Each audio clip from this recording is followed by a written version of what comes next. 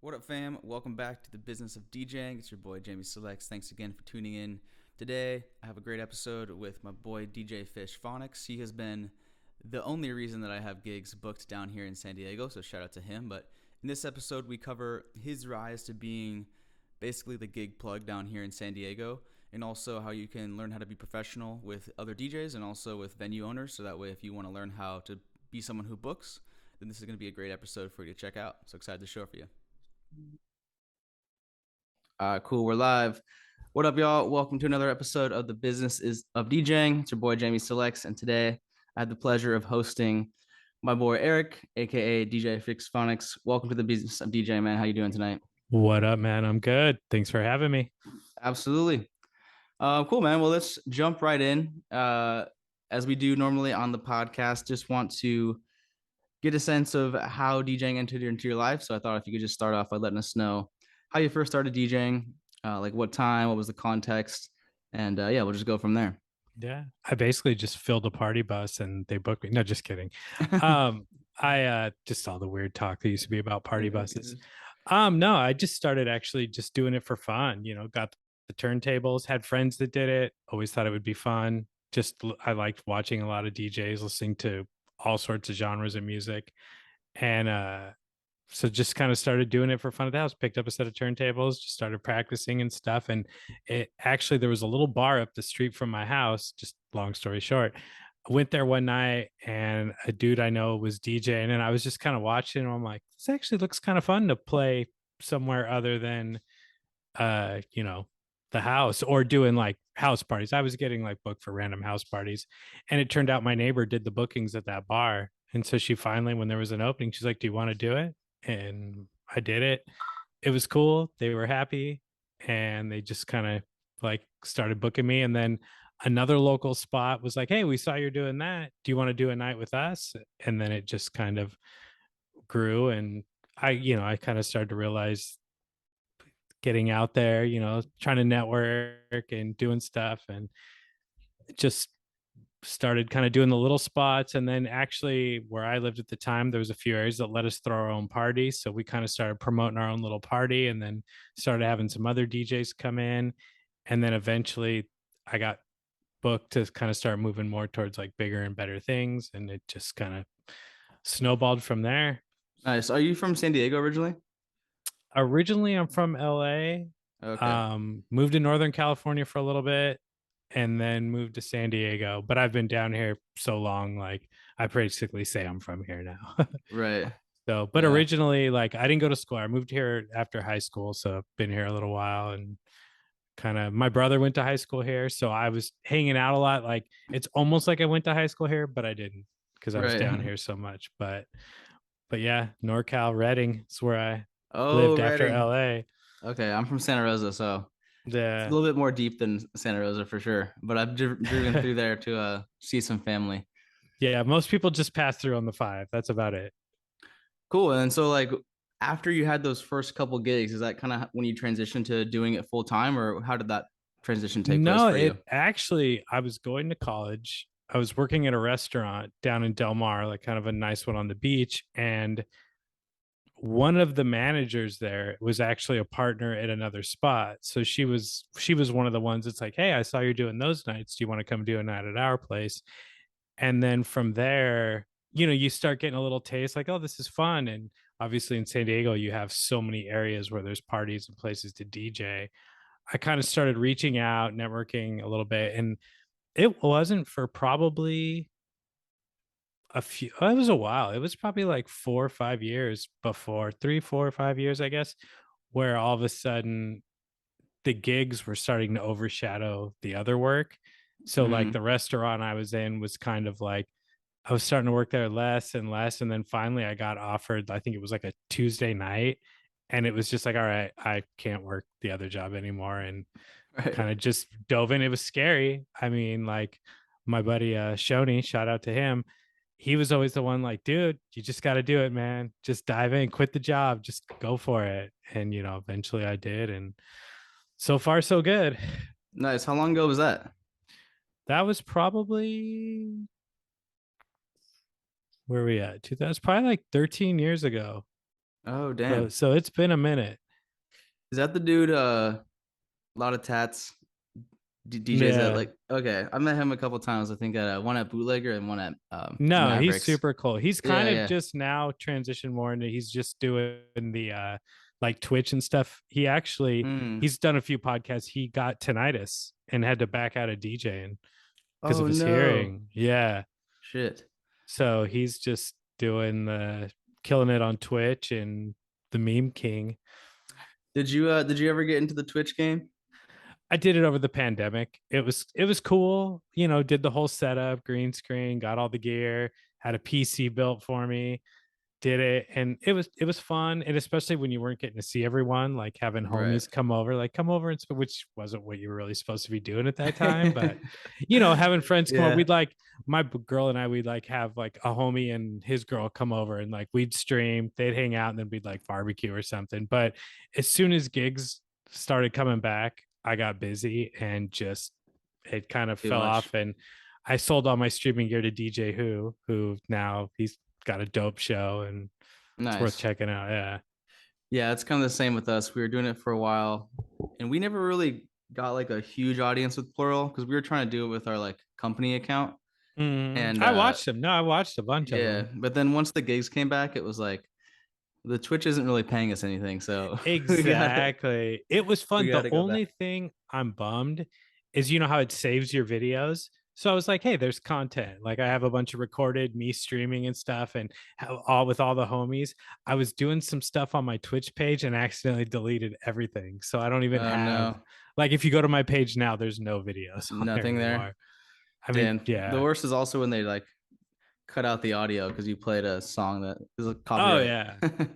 But at least the video is still there and people could actually see you and stuff and it kicks back in. So I like that it showed that I had it. But now it's just I've thought about using like one of the homies little studios and making a couple of videos just to have, but I don't know. Yeah, There's a million things that are on a list to do. So I feel you. Cool. So circling back to when you were getting booked, how did you transition from, just getting booked to play gigs here and there to basically being the plug, the gig plug down here in San Diego? What did that process look like and how it long did that take? it basically was it started off at Thrusters, which you've played there, Mhm. fun little divey like bar that just goes Shout out off because Thrusters. yeah, shout out to Thrusters and Mo back in the day when he was there. I just was I started they started booking me a lot and he used just a comment that it was like a pain in the ass to do. And I was just kind of like thought to myself, well, I like playing here. You hate doing the calendar. Why don't you let me do your calendar? Because I figure if I'm doing the calendar, that's one less person I have to hit up for gigs. That was solely where that came from. It's just like if Right. I do the calendar, you know, it's easy to just plug some homies in, um, do that. And then obviously we worked out compensation for it and stuff. And it just became where I was like, cool, well, that's one. But now when I do my calendar, it was one less place I have to hit up. And they talked to me and were like, hey, we just don't want to see you playing here every night. Like, make sure you're actually doing it. Yeah. But then it gets to a point when they like what you do and they know you do a good job. And they're like, plug yourself in as much as you want. But the venue comes first. So, but Right, yeah, it right. just basically it was just out of one less place I got to hit up. And then you just kind of take that and start talking to another place and kind of same situation. Funny note on Thrusters, I played tennis in this like league out here, and one of the ladies, she was like, "Man, I had my first kiss with my husband at Thrusters like 10 years ago." Oh, dude, it's funny. I have like a hoodie and I'll wear it. People will stop you like random places. I fucking love that place. It's so Yeah. fun. And yeah, I'm sure there's been a lot more than first kisses that have happened there. So it's definitely a party spot for sure. So how many total places are you booking for right now? Um, one, two, I would say off like around six, something. Nothing crazy, but it's some of them are groups, or you've seen some of them are just Friday, Saturdays. That's all they do. It's super easy. And then, but same thing. It's nice because it's easy. But I know when there's those big weekends and they stack lineups, they do day stuff. It's cool because then I'm like, cool, I could put myself in on that, could do that. And it's cool to be able to hook up homies, like I'll call you. Hey man, like you good? Like, so Right. it's cool, like especially dudes, like when Joe, shout out to him, when he first moved here, I was like, him and Beatnik was like, yeah, man, he's down here now. It's like, cool. Let me try to plug you in where I can, and then you come down. He's like, hey, my boy Jamie's down here now. Like, so it's cool to just be able to get to network, meet people, and kind of, those that are doing a good job, like hook them up. Right. So on that note, actually, like, what are some things that you recommend? Like, let's say you're a young DJ, just moved to a new town, or like you just started DJing in a city and kind of want to break out the bedroom, so to speak. What are some good ways they can like break into, getting their first gig like that and getting in with someone like yourself, to kind of get in the rotation? I mean, I think with me, and it's like, for instance, I have a friend that does it as well. And he straight up tells guys, like, I only book veteran DJs. Like, I'm not going to mess with him. Me, on the other hand, is, I mean, go to the spot. That's like, I feel like the common denominator and everything. Go to the spot, hang out there, like, get to know like the staff. Like, if the staff is vouching for you, at least that first time, obviously if you come in and blow it, they're not going to vouch for you. But hey, he seems like he's doing right. Have some live mixes. Like, there's guys that, you know, they hit you up and like, well, where do you play? Oh, I don't really play anywhere. Well, first of all, it's like, I don't know if I'm going to be for a spot where that's like a beginner spot, like where maybe a new guy that's trying to get his feet wet. It's like, like, do I want to be the first guy? Right. Because Yeah. sometimes someone will do it and do a great job, but more than not, I think that's like the big thing now, is so many people get into DJing, and this, it's like the first car they buy, now they want to be a NASCAR driver. It's like, you can't just jump right in. Like, Right. so it's basically just getting to know the people there, you know, um, networking, like, and so much is like, I've had people, they'll hit you up on Instagram, cool, and you'll look at their page and be like, oh man, this guy's doing something, or oh, okay. And sometimes you just give them a shot and they kill it. But I think a lot of it's just how you come across in that networking. Like, don't walk up in the middle like of a gig and be like, yo man, like, what's up with me playing here? It's like, be respectful and kind of know that no DJ, like, don't walk up to a DJ in the middle when he's playing and start asking him, hey, who books here? How do I get in here? Right. You're just gonna get. So I think it's just the process. Like, get to know someone, get to know who books. Obviously, becoming best friends with the bar back is only gonna get you so far. Where it's like, kind of get to know, who's the actual person that's in charge of it, and then make friends with them, or comment what, just kind of get in their head when it comes to booking guys. Like, it could be an off night, like Thrusters now on Wednesdays, they do a super chill, like, it's literally that night they're booking people that are just starting out.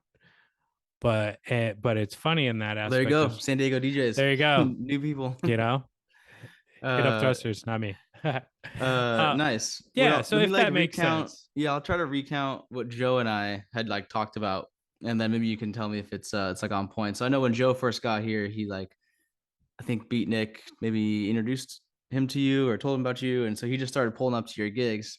And this is kind of the same stuff that we hear at the Beyond the Music retreat, right? Just show up, and what you Yeah. said, show up to the venue. So he just was doing that, and then he got plugged. And then I remember when I first moved down here, I was like kicking it at my brother's house. We were by the pool. And then Joe hits me up. He's like, "Yo, what are you doing right now? Can you do Death by Tequila in like 45 minutes?" I was like, I'm kind of chilling, but like, I gotta do it. So I like drove home. I was like, this is my in right now. This is my first opportunity. I have to take it. So I went home, like got all the gear, then went by Do Death by Tequila that first time. And then I think, yeah, I just tried to come in. Anytime you hit me up and try to come in the clutch for you and be like, all right, he needs someone. I'm gonna try to show up as much as I can. And then also never, I mean, sometimes I've had to get things covered, but I like, once I get a gig, I like only rarely in like, I got COVID situation, try to get it covered just because you don't want to be like the guy who's like taking a bunch of stuff on and then flaking out. Yeah, no, So for those are the sure. kind of things that I've tried to do, or Joe and I have tried to do, and to kind of earn that trust. No, and with Joe, it actually is, I was doing a monthly up in the Bay, And one time I was up there to play, and I saw Beatnik post that he was playing at doing like an early set at Pink Elephant. Mm. And I was like, oh, no shit. So I went over and met up with him. And then at some point, I think I was just like, because I was going up there, I was like, hey, man, like who does the bookings out? It looks like it'd be like a fun little gig to play. And he put me in touch with Joe. And so Oh, okay. Joe put me in, like got me in a spot there one weekend when I was up there for their Sunday brunch, which was super fun. Lit. And, dude, It's that not the was same anymore, oh but yeah, dude, that was fun. R.I.P. Long set, but fun. So yeah, so that's how I got to know Joe. And then the first time I played there, he came down and like hung out, and then just doing that. And I think there was even one time after he moved down here to San Diego, I was going up to play in the Bay, but I was going to drive up there. I think I was making a little weekend trip, and he was talking about, oh, I'm going up there too. So I was like, dude, jump in with me. And I like, he rode with me, and I dropped him off at his parents. I think it's like round Sack or something. Like dropped him off and then Stockton, continued. yeah. Yeah. And then continued on. So it was just cool getting to rap out with him. Then finally, when he moved here, it was like, yeah, man, like, hook you up with some stuff. You never know. I might need some legal advice from him someday. Yeah, for real. He's got one more year. Uh, nice. So yeah, we kind of just chatted about this, but maybe we can go a little bit deeper. Like once you have the relationship, what are some things you do? What are some things that you suggest doing with like maintaining that professional relationship with the venue and with the staff? I know like at the end of my gigs, I always try to say bye to everyone, say thank you. Oh But yeah. from your perspective, like what are some of the top things that you do that really stand out and help out and create a It relationship? I mean, it's definitely things like that because I have meetings and, hey, who do you like? Who do you don't like who's been great? And a lot of times, if, everybody's, say, all the DJs are playing very similar, like they're all crushing it, then they're going to think about, oh, well, we like Jamie. He always walks out, he says bye to everyone. He's easy to work with. So it's definitely some of that. But it's basically just, yeah, the professionalism, like, learn how to make an invoice, learn how to fill out a 1099 or a W9, know like, oh, if I'm playing this Friday, they probably need this invoice. It's like those kinds of things. Um, be, especially if it's like you're just kind of getting there, like be excited about it. Like, if you book a guy that's like, yeah, man, I guess I can do it, whatever, you're like, all right, well, there's 10 other guys that would Yeah, love to do it. right. It's just a lot of it's just relationships. There's a lot, we all know there's a lot of DJs out there. There's a lot of DJs out there that all do a great job. So beyond that, it's, who do I know is not going to get in there and I'm going to get a call from the manager the next day about how drunk they were or how they went over their tab and then bounced or Right. uh you know poured drinks over the gear. It's like, it seems to me nowadays, with if you're of that age and you're DJing in a professional environment, no, don't take a drink over the gear. It's gonna drip. Unless it's just like those little things where, I mean, I've seen it across the board. So it's just the ones that are, it's the professionalism and communication. Like just be cool. Like, and I do it too. Like when I play gigs, especially a new spot, like when I get a text from guys like, yo, man, hey, thanks. Like, just like, you like to just see, it's all about relationships. Like even they talk about that beyond the music or trade. It's the relationships. And you see like so many people getting booked at places. And there's a lot of DJs out there that'll admit, like, yo, I'm not the best, but they like working with me. Like you just want to be easy to work with. And Right. um don't be, cause those issues. Like I've had to have those conversations with DJs like, hey man, I can't book you anymore. They said you got wasted, you're, being annoying to staff, things like that. There was one guy I know that got 86 from a spot because apparently he kept hitting the strobe light button so much it made a bartender have to like go in the back and throw up.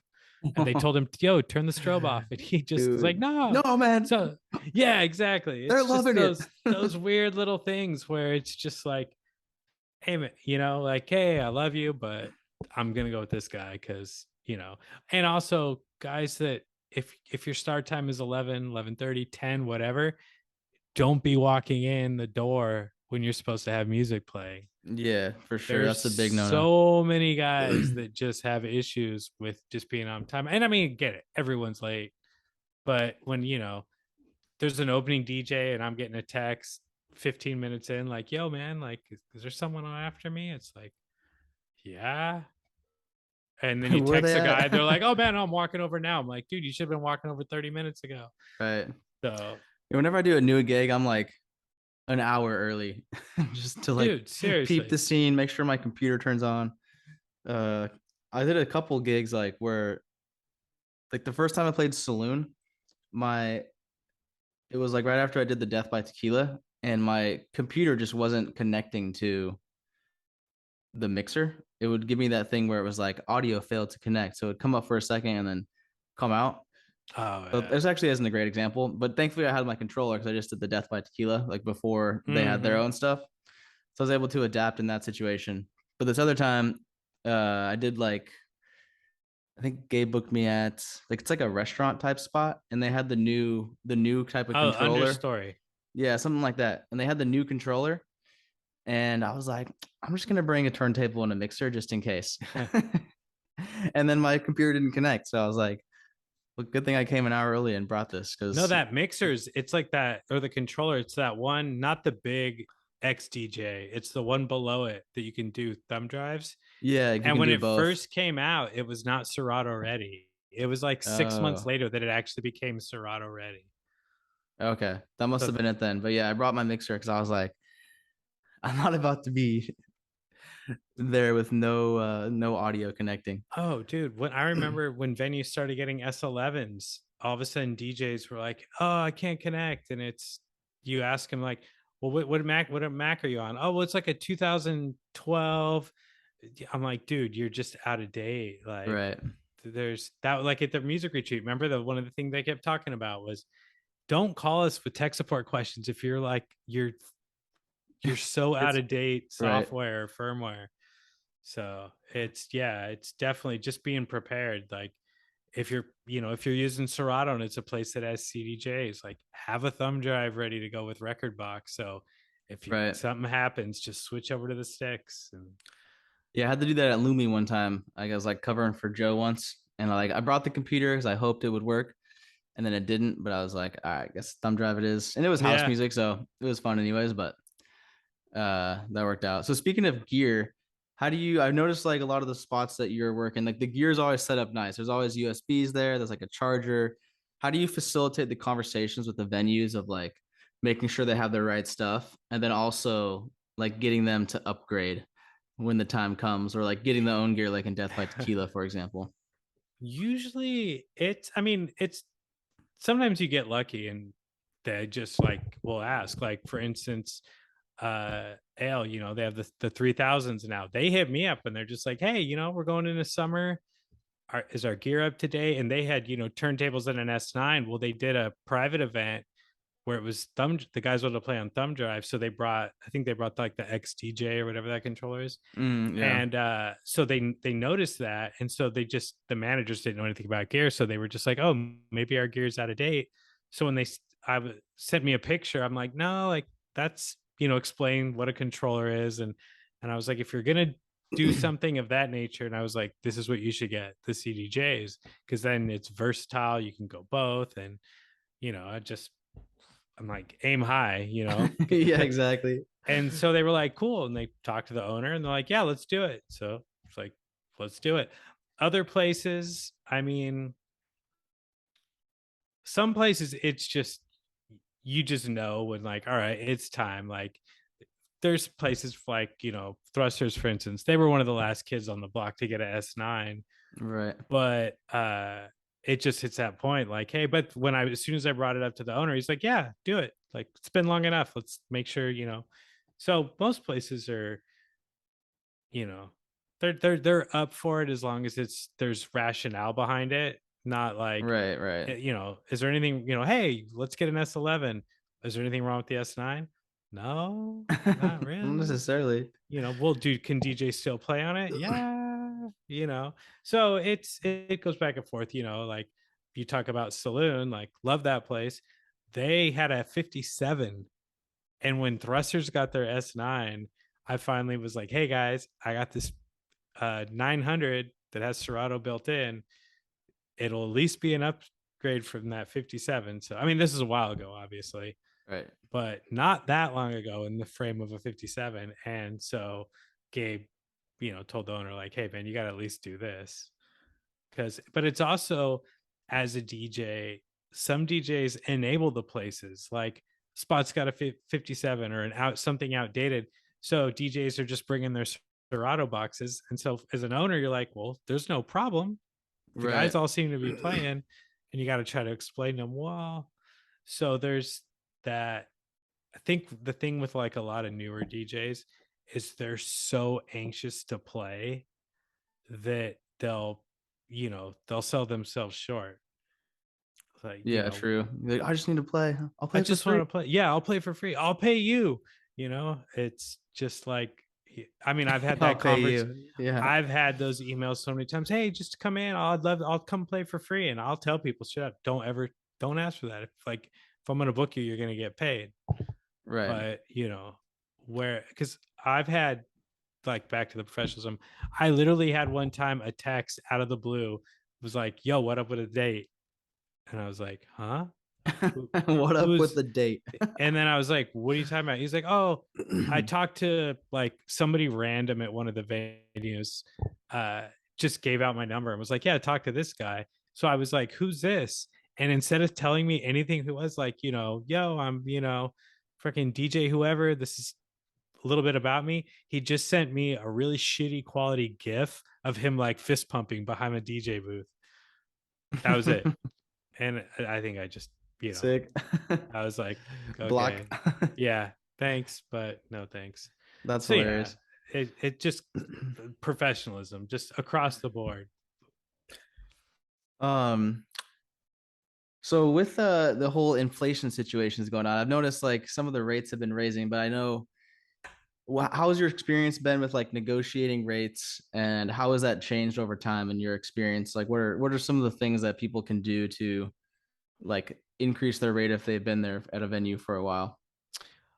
I mean, it varies because some venues are just like, this is the rate, like this is the best we can do. If you're gonna, like, we want you to play, but this is all we're gonna pay. So you just gotta ask. I think it's asking yourself, like, will I play for this? Right. Like, what's my opportunity cost? If I take this gig, am I losing out on this? Or if I have, if you're someone new and you have a day job or say an evening job, okay, well, if I got to give up a shift, like, so I think sometimes it's just the rate to the rate. I think some venues, when they really like you, you could kind of tell, like, they just really like you there, or they comment, God, our numbers are so great when you're here, blah blah. I think there's always a time for a conversation. And the way I always look at it is, worst they're gonna say is no. I mean, Right. unless you just kick the door in and be like, "Yo, I need some more fucking money." Like, they're not gonna not book you anymore. They'll take it under consideration. I think there's an issue with, there's this underlying thing where nobody really, where if DJs came together and talked a little bit more about it, but everyone's so like overly secret. Like, I get like your business is your business, but Right. there's also an element where we're all kind of, working we're on the same grind. So it's like, it's always a touchy conversation. I think it's just whoever's cutting the check at the end of the day, if they like you and they want you to stay there, they're going to work with you. They may, Right. in some places, I think some venues don't have that mentality where there needs to be one rate. Like, have a budget. Sometimes if it's a slow night, allocate a little less to a guy that's, maybe has a crew that's going to come out, but he'll work for a little less because he didn't play a lot. If it's a big weekend and you want to shine and pack it's going to be packed and you want someone in there, a little more star power, spend some more. It's there's so many variables, but I think it's just, I feel like, when you deserve it. And at that point also, sometimes be prepared to walk away. If a place is like, sorry, man, like, you know, we're not going to pay you anymore, then just Yeah. bounce. And maybe they'll see after you go, like, hey, damn, dude, we miss it. Like, all right, let's talk. So Do you think they track like like, okay, this DJ was playing, we made this much money, and then like track over time, like which DJ is bringing the most sales. I don't A know if lot that of actually makes it. a lot of places do. Really? Okay, that's interesting. Sometimes it's not even every DJ, but they'll know particular DJs. Right. And like I've had guys tell me, they're like, yeah, man, they tell me every time I play, sales are consistently X amount more.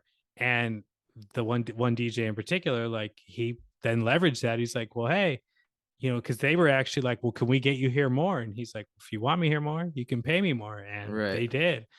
And they actually wanted to give him more dates than he wanted.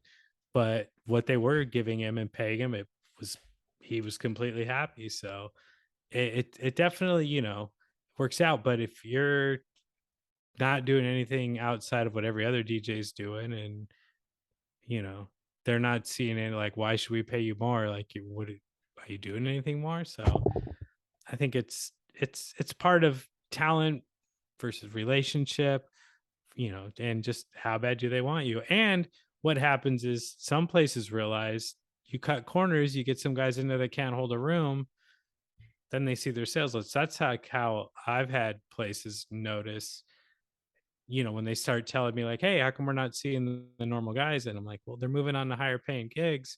Well, Right. how do we get them? Can we raise the rate? Yeah, let's raise it. And then they bump it up and guys come back. Or Nice. guys that wouldn't play there in the first place are now interested. So Right. Right. the money part of it's always the tricky thing.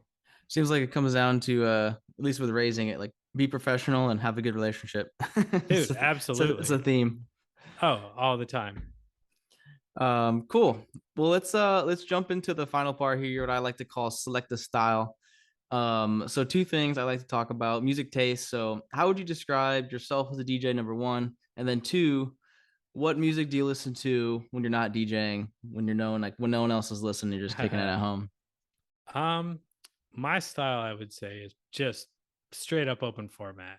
I mean, it's very venue specific, but for instance, you're playing at the beach, like the college clubs, like you can go across the board and everything. So I kind of like to play what I know is going to work in the room. Like there's people that I hate playing that song. I'm like, dude, if a Britney Spears song is going to crush it right now and get this whole place and every girl in here wilding out, I'm going to play it, Yeah, but I'll feel do it in that. a way where I'm not sounding like, Fishfonics, the bar mitzvah DJ. Like, Yeah. you want to do it with some style. So I think it's just find out. Like I've had shout out to D'Lo. I watched that guy play a cheesy set and he had me on his mixes going like, oh, damn, like just killed it. So it's like you could do it. So yeah, I mean, I like to kind of just, whether if I'm booked to do all house, I'll do all house, but I'll enjoy it. So I like the open format aspect of whatever's gonna rock the party, I'm here to rock it. Nice. Hell yeah. As far as the second part, when I'm listening to it, I'm off.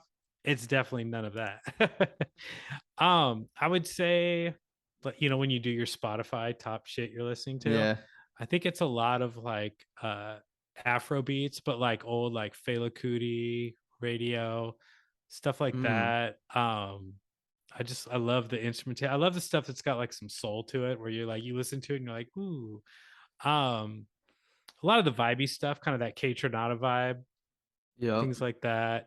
And then just a lot of like old like tribe, like just like that backpack rap where you just kind of I like just where I'm bobbing my head. Because when I'm off hanging out at the house, I'm not trying to listen to, progressive house, Right. but or just yeah, like Exactly. yeah, I kind of just like anything that's just I like vibey shit. It's basically what it boils down to. But my girl is like big old. Her and her dad are like super old school Afrobeat type stuff. So she's got me into that. But yeah, Okay. You're gonna have like to put me onto that for sure. I think dude, Afrobeat's like the new wave. Like it was like Latin for a bit, and then I think like the next couple years we're just gonna see more and more Afrobeat influence. on Spotify, like Fela Kuti, go to Fela Kuti Radio, and it's like I'll let that shit just play all day. How do you spell it? Fela. I mean, like Fela Fela Kuti. and Femi, but Fela is It's FELAKUT.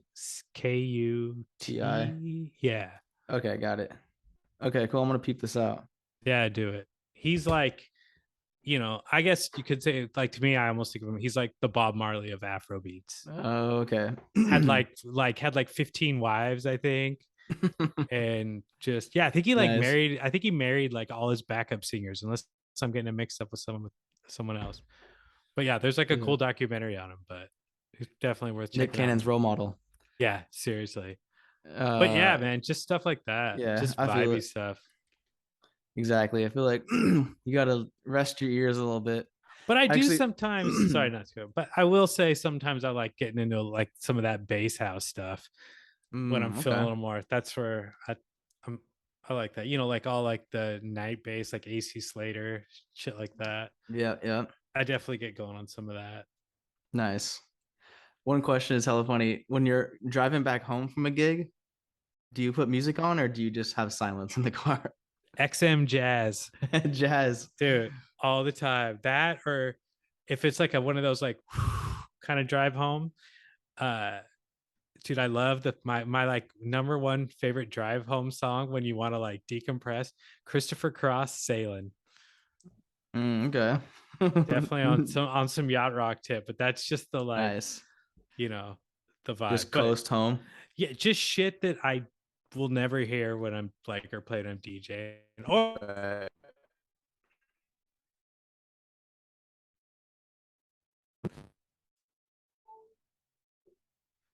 Oh, I think my computer must have died. It wasn't charging. uh Saved it. What's the worst nice. when that happens when you're DJing? If like sometimes like one of the plugs in my computer doesn't work, and then your Serato just starts like, you're like, what's happening? Dude, I've had a couple times where I've got to the venue, the DJ's playing before me, talking to him, like blah blah, like switch over. I shouldn't say a lot of times. It's happened twice, and luckily it was like off night, so it wasn't really like, whatever. Didn't like fucking crash the place, but I just forgot to plug in my laptop in the course of it. So I'm DJing, all of a sudden, just boom, it just dies, just skips Yeah. by. Had that happen twice, and they look up, and I just straight up like, "Sorry, man, my bad." But Just like I said, it was like a vibey gig where it's you're just kind of like playing cool shit. There's no dance floor or anything, right. but I definitely got shit from the staff for it. But I just owned it. Like, whoops, forgot to plug it in, man. My bad. Yeah, it's the worst. Yeah. Cool. But All what right. do you listen to though? What's your My used drive to home? usually on the drive home it's silence. But in terms of like what I listen to, I've gone through a few different phases. Kind of depends on just what I'm feeling. I used to do a lot of like soul funk chill is what I called it. So Oh just yeah. like what that sounds like. And then I really like soul house. I'm working on this mixtape right now called House Cleaning, where it's like clean your house, clean your soul. It's like the tagline. That's dope. I like that. So it's just music to clean your house too on Sunday, basically. So yeah, kind of just with you, anything that has like funk, soul Mm-hmm. vibes is like generally my type of stuff that I'm listening to, like when I'm not DJing. Well, see, and for me, I don't live in San Diego, so I usually have about, on average, a 15 to 25-minute drive home because I'm just outside. Right. So sometimes the silence I could get a little tired on the road, so I got to have something on. So that's where, Yeah, if I was I do for closer, there would that. definitely be a lot of silent drives home for sure. It was especially like after Pink. I think Pink Elephant because the sound system like wasn't always the best, and it's just like ringing in your ear right there. You're just like Oh yeah. trying to give my ears a break. A good sound system definitely. I mean, but I've played on Function One systems, and I'm like, this sounds like shit. I don't know why. Maybe something was tuned wrong. I think it was bad monitors though. The sound at the dance floor sounded good, but the booth sounded like shit. That could be. Yeah, we have Function Ones at a spot in San Francisco we play at, and then Sidebar. I don't know if you've been to Sidebar many times here, Yeah, but their sound system there is really good. yeah, their sound system is good, especially since they did it with the Function One. Yeah, you can tell if you can like talk to the person right next to you without Yep. like yelling at them. I always say the same thing. I'm like, you could have a good conversation, And and it the still music. slaps. Yeah. All right, cool. So last part here, library organization. Um, just give us the rundown on your organization strategy. Like what does it look like from a song to go from listening to playing in Serato? What's all the steps involved there?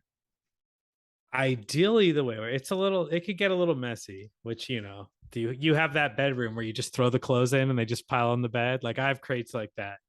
But usually what I do is I download it first to a folder in Serato that I called load. And that tells me that once it's in there, that's its temporary home. And then I kind of fill out like which crate it will go to, whether it could just be something simple as like R&B or throwback, or just, like what vibe of crate. So I usually put them in there, fill them out. We'll kind of play it from there once or twice and then be like, all right, this will probably do good with, you kind of build those tracks like sets that all have that same vibe or same genre. So it usually starts out in load and then gets put where it needs to go. Um, So you don't use Sometimes iTunes then? You just have a I don't use folder? iTunes. No, I go straight to Serato. I just never did the iTunes thing. But I also had like just a bunch of like random shit in iTunes that I didn't want jumping, like folders I made for, oh, we're having a barbecue at a friend's house. Like, oh, let me just make a crate or a folder real fast for iTunes. So just a lot of stuff that I didn't want going into Serato. So I've always just built crates right in Serato. Got it. So is it just like I guess the Serato folder, and then there's just a folder within that folder called load, and that's where just everything goes? Yeah, like on Serato, you have your all with all your crates. Yeah. Just I have one called load, and that's just where it goes. But I also, if I'm like a specific venue or a specific night, I'll put together a set, build a crate off that will sit by with ones that will be similar. Like, okay, I'm gonna dive into this one, but it's always weird explaining your crates because everybody has Yeah, a they're all completely different. different thing. Sometimes it's like the most weirdest system, but you just know where everything is. But yeah, that's basically it. Starts off in load and then it goes to, you know, like just my folders, a lot of them all have weird names, but it's just because it's association. Like these girls I know, shout out to all these girls I know that live on a street called Neptune. So I made a folder originally years ago. It was called Neptune, just because I knew it was all like this indie shit that all those girls listened to. So my Neptune folder was just became like all this indie stuff. But it started off just because it was like the vibe that was always when I would be hanging out at their house. It was always the vibe of stuff they were playing. So Right, it's like right. that association, you know. Yeah, I have a folder called Pink for the same reason. It's just Yeah, like all hip hop. exactly. Dude, I So do you? recorded one of my sets there, and I still like when people ever ask, like, "Oh, do you have a hip hop mix?" I always like toss them that one. That's perfect. So do you like do? Because I started off by doing like years, and then every gig I would do a different crate. But then I was like, okay, I'll do crates for venues. So I was doing that here in San Diego for a while. I was like thrusters, but then I realized like, okay, I'm like, for example, PB Ale House and thrusters are like kind of similar. So like, am I really gonna drag? If I have to drag a song, am I gonna drag it into like a hip hop thrusters and hip hop ale house and hip hop pink? Like, am I gonna have to repeat this process multiple Yeah, times? Like, I'm trying to like whittle down uh the crates so I don't have. So my new strategy is like I'll have venues and then I'll just have dates. So if there's like new stuff I've downloaded for that particular date, then I'll just then I'll have like PBA House and all the dates I've played, or like Saloon, all the dates I've played. And then I'll just have like a bar master crate with like the different genres broken down. So mm-hmm. that way I only have to do it once. Um, but then like for the office, for example, I still have like my same broken out crates. So it just accrues like debt of like Yeah. Oh organizational yeah. debt. And I've No, tried to like go in and fix it like on airplanes. And I just open my computer. I'm like, it's I don't, overwhelming. I You're don't know just what like to do fuck. here. Or I've even found you reorganize crates and then you don't know where everything is. It's like those hoarder shows where they're like, "Don't touch anything. I know where everything is." But and then Exactly. you organize it and it looks clean, but so no, I'm with you. And I do the same thing. I have venue ones, like if it's like I get corporate stuff, so I build like corporate crates. And Yeah. I think my biggest thing with those is realizing like clean, differentiating clean and dirty edits, because a lot of things labeled clean edit will still say like ass, or maybe kind of just push it far enough where I'm like, ooh, that's clean, but that's Yeah. still Like not filter. clean. Oh, dude, yeah, seriously.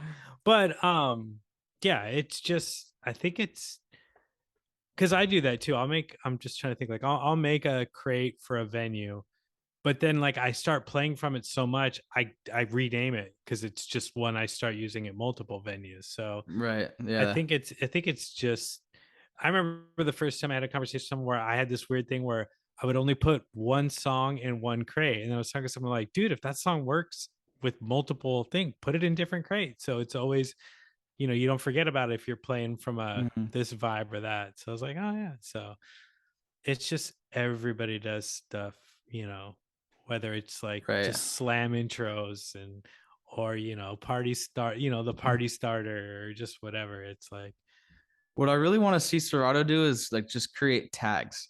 Because like you can tag kind of, but like let's say you import like 10 songs and it's like particular of the same kind of vibe.